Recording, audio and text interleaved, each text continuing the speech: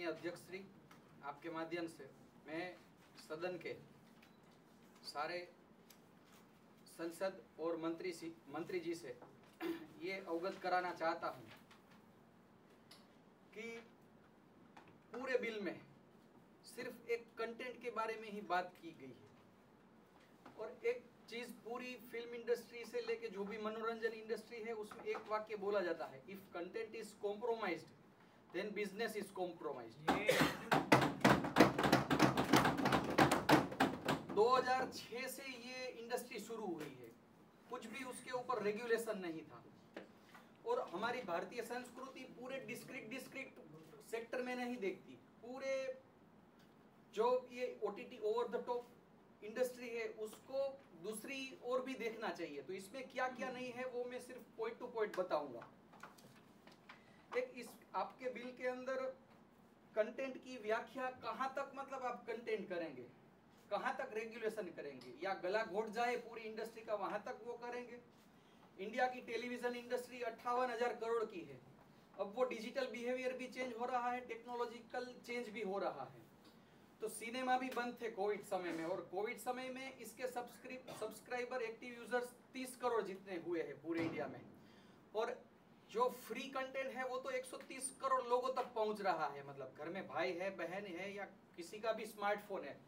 पूरे दुनिया में 270 करोड़ स्मार्टफोन है जिसमें से 70 करोड़ इंडिया में है। तो वहां तक मतलब पूरा फैमिली को स्ट्रक्चर है वहां पे ये टच करता है। कंटेंट आपने पूरी तरह से डिफाइन नहीं किया है। दूसरा भी बहुत कुछ है, मतलब आधे पहिए से गाड़ी नहीं चल सकती, ऐसा मुझे ये पूरा बिल लगा है। तो ये बिल पास करने लायक है या क्या है, मैं मुद्दा आपको दिखाता हूँ।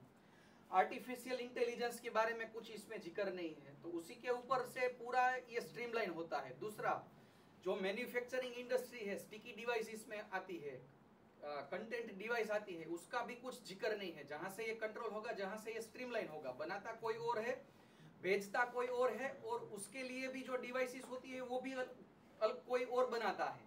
तो अगर कंटेंट रेगुलेशन हम ज्यादा करने जाएंगे तो ये अभी जो 2018 में 2000 करोड़ की ये इंडस्ट्री थी और 2020 में ये 4000 करोड़ की इंडस्ट्री हुई है और अप्रोक्सीमेट वैल्यू है एस्टिमेशन 2024 तक ये 40,000 करोड़ तक ये जाने वाली है। तो आप सोच रहे हो कि आप कई विषय में एम्प्लॉयमेंट देने की भी बात करते हो, कोविड और मेडिकल और दूसरे में भी आप खर्चा करने चाहते हो। तो अगर ये नई चीज, नई टेक्नोलॉजी आ रही है और पूरा वर्ल्ड एक्सेप्ट किया है, भारत के भी 30 करोड़ यूजर्स ने इसमें सब्सक्रिप्शन मॉडल लिया है, तो वीडियो ऑन डिमांड वाला भी इसमें आपने नहीं डाला है। और दूसरे फायर टीवी से लेके एक्सबॉक्स के बारे में कुछ नहीं बताया है, उसी डिवाइस से ये चलने वाला है, मोबाइल से भी चलने वाला है। उसके लिए आप क्या करने वाले हो, मतलब इकोनॉमी से इसको जोड़ा ही नहीं है। सिर्फ कंटेंट रेगुलेशन से पूरा इंडस्ट्री का गला घोट जाएगा, ऐसा मुझे लगता है इसमें। तो आर्टिकल सिर्फ आपने 19(2) के बारे में बताया, आईपीसी सेक्शन 293 के बारे में नहीं बताया, indecent representation of women act 1986 के बारे में नहीं बताया, पोक्सो एक्ट के बारे में इसमें कुछ आपने डाला नहीं है, आर्टिकल 19(1) का इसमें कुछ जिक्र नहीं है बिल में आपके, आईटी एक्ट 2000 का भी जिक्र नहीं है, सेक्शन 67A-B-C ये भी इसमें जिक्र नहीं है।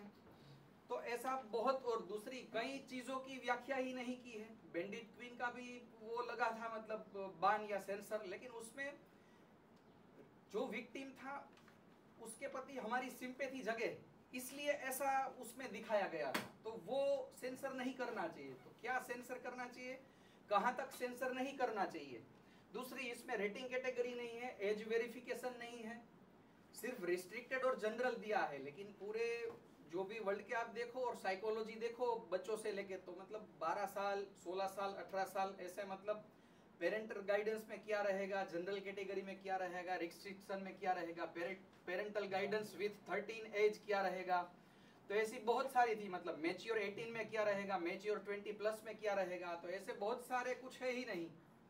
मैं तो यही बताना चाहता हूं सदन से, ये आप देख सकते हैं, इसका वो भी है दृष्टि IAS का जो वेबसाइट है, उसमें जो ओटीटी का रेगुलेशन है उसमें से काफी सारे, मतलब आधा 50% पूरा उठा के बिल रख दिया है, ऐसा मुझे लगता है।